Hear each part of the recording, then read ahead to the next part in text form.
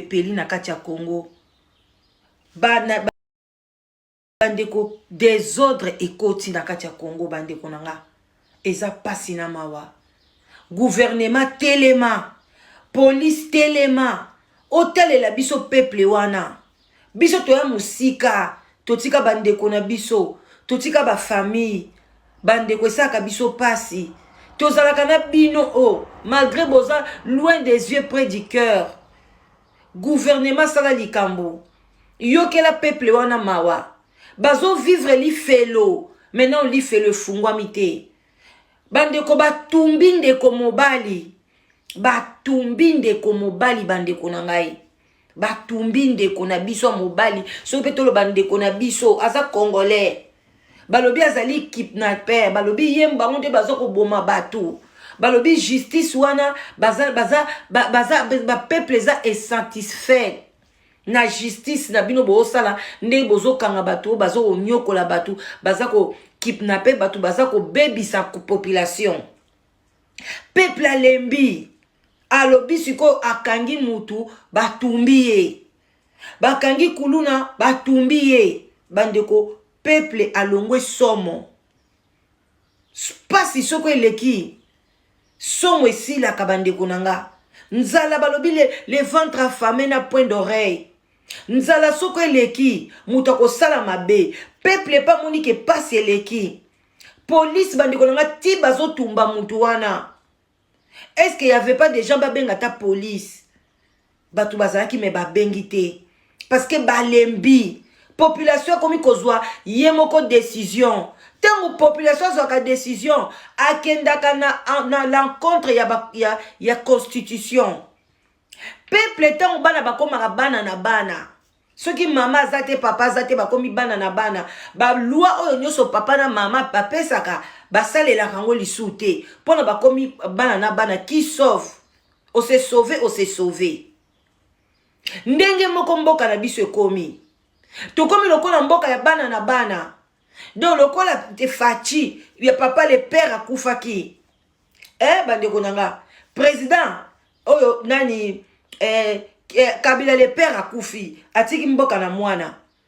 Papa Tchise ya Félix pe akufi. Atiki mboka pas Félix. Donc comment mboka ya bana na bana bandeko na faut bo comprendre. Na miniti openza ekomi bongo pe confirmer. Parce que muto ozo décision za lisute. Okangi muyibi yo moko zui décision na yo. Parce que ba pelisi moto batumbiye, police ayete, muto zo kota te, moi mobana na zo bundana, azo mabela zo mibwaka, bazo bakse essence, bazo ko bakisa, bazo ko tumbaye bandeko na la. Mais c'est grave. C'est grave. C'est triste aussi pour la communauté. Ba décision to komi kozongo biso bana na bana, mboke komi ya bana na bana bandeko na nga. Police bossala quelque chose. Gouvernement bossala quelque chose. Toboite, côté mususu, ezape bien. Bazo yokate, bazo nyoko la population. Batu bazo kokate, insécurité. Bangotan bazo violer batu. Bangotan bao yiba batu. Bangotan bao boto la batu babiloko. Bango bao sepela. Na ba TikTok na bango kitoko makasi. Bazo ko enjoy. Baza à l'aise na bambongo ya batu. Batu na bazo nyoko ama. Mais batouana basali sko revanche. Revanche à population. Ceux qui ba bandi ko kanga batu. Siko ba innocent pe ba ko tumba bango. Parce que eko koma ba longoli makambo wana ekomi ke oza na ennemi na yo a profiter pe atumbi yo. Obimika lokwa neti nini yo pe moyibi. Yango to senga gouvernement ngai nazali d'accord te. Na préféré qui yonde gouvernement au tombe la biso miyibi yonde gouvernement au boma bango na menduki mais peuple a kota makambo na modèle ezo kendelete parce que ekozala grave suka na yango toko regretter bande konanga eza pasi na mawa mboka ezo koma ezo kende wapi est-ce que vraiment bana wana o bazo sala mobulu baza bana génération bana ba 1900 banda ba 2000 baza ba lobby fallait bangonde ba simba mboka pona biso to okenda konuna mais génération eza ya kobeba bana wana batangi te bango nyonso tu bazo sambisa bango français na munoko ezate kaka moko ya mwasi bande ko se débrouiller mo moke bango nyonso bazo yoka même français te alors que français toboyi te eza munoko na biso te mais c'est la langue officielle oyo edaka biso ke tosola na baétranger na to coopérer pona mboka ekende il faut ozala na coopération na bamboka moko baliboka libanda siko bandeko na ngai langue bayebi te il faut muta lobi magistrat lobi babaloli na lingala pona muta comprendre donc ba étude ya bana ekomi lokwa neti to komi neti na mwa vide moko na kati ya population bato batangi vide o bazotanga te na bato bakomi na mwa conscience bakomi kotangisa bana na bango ya bazana mike mike siko vide wana banani bako combler yango un jour. Est-ce que bano ya biso tozo tangisa awa lobi so balobi bakende ko kozwa babongisa mboka wana? Est-ce que ba autochtone batikala bako accepter bango? Jalousie ekobimate bakoloba bozalaki na biso te bobundi na biso bitumba te tozo souffrir siko bino bouti poto boye boni baso boma biso na ba poison. Yango toko senga na bino batu botikala kuna na Congo ba autorité botala likambo makasi bozo ba décision moko efficace tango bozo kanga batu wana bo pesa bango ba punition ya makasi tango bo pesa bango ba punition moko ya bongo bandeko nanga ezo sala ke population zo makambo ame alembi ye moko banda koko bokangi moyibi na bino soit bino moko botunguli acide soit bino moko bopesi ye poison soit bino moko bokomona ke mboke kokende mabe mboke tambola bongo te mboke tambola na mibeko fo mibeko ezala mutu nyonso olanda mibeko ndenge ni mibeko ezokende mais lelo bolanda mibeko te justice olanda mibeko te population pe abandi siko kokende contre loi ndeko esalinga somo batu basili somo kodo biso na kala tozokola meme bembe fo bange bembe mais lelo bazo banga kutu mutu bazo boma epona kome bembe batu bazo banga te et puis eza ba mikolo te ka bana na bana en tout cas mboka na biso ya solo tolobaka TikTok eza ya bana na bana te Congo pe totikala ya bana na bana Kabila le père akufa Tshisekedi le père akufa atikela biso bana na bana totikali bana na bana tozoko ko gérer mboka te tozoko ko gérer eloko te to sala nini to benga renfort na batu mususu ba ko sunga biso parce que biso moko bana na bana tozoko kate parce que bana pe soki bavandi baza ba ofele basenga rappeler musu ba kendo ko conseil et pas ya bato batikala na batata siko toyebi te mboka ni baza na tata na bango pona Congo eza mboka bana na bana mboka nini na Afrique wana na Europe eza na tata na bango pona biso tokende koyoka conseil to ya kotonga ya biso mboka ezokende mabe makasi bandeko nanga eza pasi na mawa gouvernement la muka police la muka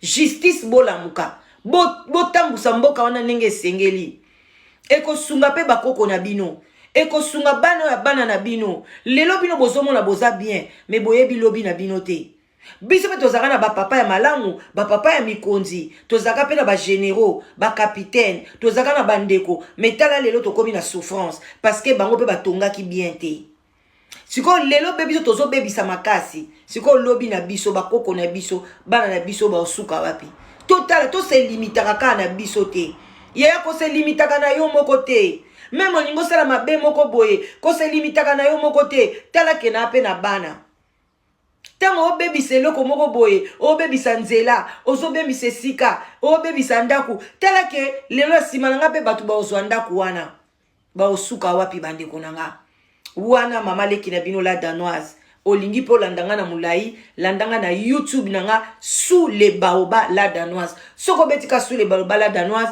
en tout cas yaka s'abonner kuna to solo laka to pesa na ba conseil bo partager mission bo like yango et kozala bien makasi abon attendeur sali je vous love na lingi bino mingi mais bande konanga Congo et komi nango ka mboka ya bana na bana en tout cas to luka mboka moboy esunga biso sinote tozana problème abon attendeur salut. bandeko na ngai moto epeli na kati ya Congo. Bandeko désordre ekoti na kati ya Congo bandeko na nga. Eza pasi na mawa. Gouvernement telema, police telema, otalela biso peuple wana. Biso toya musika, totika bandeko na biso, totika ba famille, bandeko esaka biso pasi. Tozalaka na bino malgré boza loin des yeux près du cœur. Gouvernement sala likambo. Yokela peuple wana mawa. Bazo vivre li felo. Maintenant li felo fungwa mite. Bandeko batumbi ndeko mobali. Batumbi ndeko mobali bandeko na ngai. Batumbi ndeko na biso mobali. So petolo bandeko na biso aza congolais. Balobi azali kidnapper. Balobi yemba onde bazo ko boma batu. Balobi justice wana ba peuple za insatisfait. Na justice na bino bo sala nde bozo kanga batu bazo onyokola batu baza ko kidnapper batu baza ko bebisa ku population. Peuple alembi alobi siko akangi mutu batumbi ye. Bakangi kuluna batumbi ye. Bandeko peuple alongwe somo. Pasi soko eleki. Somo esila kabandeko nanga. Nzala balobi le ventre affamé na point d'oreille. Nzala soko eleki. Mutako sala mabe. Peuple pa moni ke pasi eleki. Police bandeko nanga ti bazo tumba mutu wana. Est-ce qu'il y avait pas des gens babenga ta police? Batu bazalaki me babengi te. Parce que balembi. Population komi kozwa yemoko décision. Tango population zoka décision akendaka na l'encontre ya constitution. Peuple tango bana bakoma bana na bana. Soki mama zate papa zate bakomi bana na bana. Ba loi oyo nyoso papa na mama bapesaka basale la rango lisute. Pona bakomi bana na bana qui sauve. O se sauver. Ndenge moko mboka na biso ekomi. Tokomi lokola mboka ya bana na bana. Donc lokola te fachi ya papa le père akufaki. Bandeko nanga président oyo nani Kabila le père akufi atiki mboka na mwana. Papa Chise ya Félix pe akufi atiki mboka pa Félix. Donc comment mboka ya bana na bana bandeko nanga faut comprendre. Na minicho penza ekomi bongo pe confirmer. Parce que muto ozo décision za lisute. Okangi muyibi yo moko zui décision na yo. Parce que ba pelisi moto ba tumbiye, police ayete, muto zo kota te, moi mobana na zo bundana, azo zo mabela zo mibwaka, bazo bakse essence, bazo ko bakisa, bazo ko tumbaye bandeko na la. Mais c'est grave. C'est grave. C'est triste aussi pour la communauté. Ba décision to komi kozongo biso bana na bana mboke komi ya bana na bana bandeko nanga. Police bosala quelque chose, gouvernement bosala quelque chose. Toboite côté mususu ezape bien bazo yokate bazo nyoko la population batu bazo kokate insécurité bango tango bazo violer batu bango tango bao yiba batu bango tango bao boto la batu babiloko bango bao sepela. Na ba TikTok na bango kitoko makasi bazo ko enjoy baza à l'aise na bambongo ya batu wana bazo nyokwama mais batu wana basali sko revanche ya population soki ba bandi ko kanga batu siko ba innocent pe bakoya ko tumba bango parce que ekokoma balongoli makambo wana ekomi ke oza na ennemi na yo a profiter pe atumbi yo obimika lokwa neti nini yo pe moyibi. Yango to senga gouvernement ngai nazali d'accord te. Na préféré ki yonde gouvernement o tumbela biso miyibi. Yonde gouvernement o boma bango na menduki. Mais peuple akota makambo na modèle ezo kendelete. Parce que ekozala grave. Souka na yango to ko regretter bande konanga. Eza pasi na mawa. Mboka ezo kende wapi? Est-ce que vraiment bana wana o bazo sala mobulu baza bana génération bana ba 1900 banda ba 2000 baza ba lobby fallait bango nde ba simba mboka pona biso to okenda konuna mais génération eza ya ko beba bana wana batangité bango nyonso tu bazo sambisa bango français na munoko ezate kaka moko ya mwasi bande ko se débrouiller mo moké bango nyonso bazo yoka même français te alors que français toboyi te za munoko na biso te mais c'est la langue officielle oyo edaka biso ke to solo na ba étranger na ba to se to coopérer pour na mboka ekende il faut ozala ba coopération na ba mboka moko ba mboka libanda siko bandeko na ngai langue ba yebite il faut muta lobby magistrat lobby babaloni na lingala pour na muto comprendre donc ba étude ya bana et comme le quoi neti to community na moi vide moko na kati ya population bato batangi vide o bazotanga te na bato bakomi na moi conscience bakomi kotangisa bana na bango ya bazano mike siko vide wana banani bako combler yango un jour. Est-ce que bano ya biso tozo tangisa awa lobi so balobi bakende ko kozwa babongisa mboka wana? Est-ce que ba autochtone ba tikala ba ko accepter bango? Jalousie ekobimate bakoloba bozalaki na biso te bobundi na biso bitumba te tozo souffrir siko bino bouti poto boye boni baso boma biso na ba poison. Yango toko senga na bino batu botikala kuna na Congo ba autorité botala likambo makasi bozo ba décision moko efficace tango bozo kanga batu wana bo pesa bango ba punition ya makasi tango bo pesa bango ba punition moko ya bongo bandeko nanga ezo sala ke population zo makambo ame alembi ye moko banda koko bokangi moyibi na bino soit bino moko botunguli acide soit bino moko bopesi poison soit bino moko bokomona ke mboke kokende mabe mboke tambola bongo te mboke tambola na mibeko fo mibeko ezala mutu nyonso olanda mibeko ndenge ni mibeko ezokende mais lelo bolanda mibeko te justice olanda mibeko te population pe abandisi kokende contre loi ndeko esalinga somo batu basili somo kodo biso na kala tozokola meme bembe fo bange bembe mais lelo bazo banga kutu mutu bazo boma epona comme bembe batu bazo banga te et puis eza ba mikolo te ka bana na bana en tout cas mboka na biso ya solo tolobaka TikTok eza ya bana na bana te Congo pe totikala ya bana na bana Kabila le père akufa Tshisekedi le père akufa atikela biso bana na bana totikali bana na bana tozoko ko gérer mboka te tozoko ko gérer eloko te tout ça la nini to benga renfort na batu mususu ba ko sunga biso parce que biso moko bana na bana tozoko kate parce que bana peso ki bavandi baza ba ofele basenga rappeler musu ba kena koyoka conseil et pas ya bato batikala na batata siko toyebite mboka ni baza na tata na bango pona Congo eza mboka bana na bana mboka nini na Afrique wana na Europe eza na tata na bango pona biso tokende koyoka conseil to ya kotonga ya biso mboka ezokende mabe makasi bandeko nanga